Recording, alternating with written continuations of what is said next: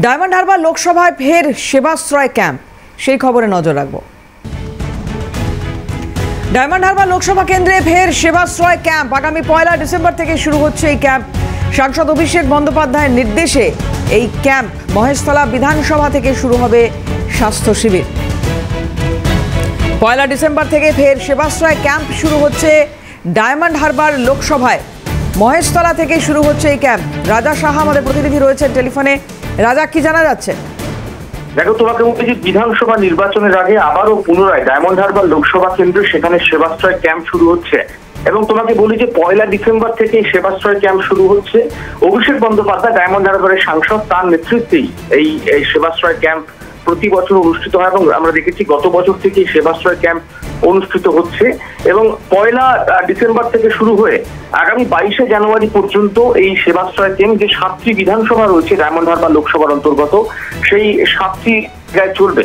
আমরা দেখতে পেয়েছি দেবারতী, যে শুধুমাত্র ডায়মন্ড হারবার লোকসভা কেন্দ্রের মানুষ নয়, বাইরের জেলার মানুষও কিন্তু এই সেবাশ্রয় ক্যাম্পে এসে তারা চিকিৎসা পেয়েছে, পরিষেবা পেয়েছে, তারা উপকৃত হয়েছে। অর্থাৎ সব মিলিয়ে আবারও কিন্তু এই ডায়মন্ড হারবার লোকসভা কেন্দ্র জুড়ে সেবাশ্রয় ক্যাম্প শুরু হতে চলেছে আগামী 1 ডিসেম্বর থেকে। এর কোনো সময়সূচি বা সময়সীমা এরকম কিছু নির্ধারিত হয়েছে? 1 তারিখ থেকে শুরু হয়ে কতদিন চলবে বা কিছু? দেখো, তোমাকে বলি যে প্রথম এই সেবাশ্রয় ক্যাম্পটি এবার শুরু হচ্ছে 1 ডিসেম্বর থেকে 7 ডিসেম্বর পর্যন্ত মহেশতলা বিধানসভায়।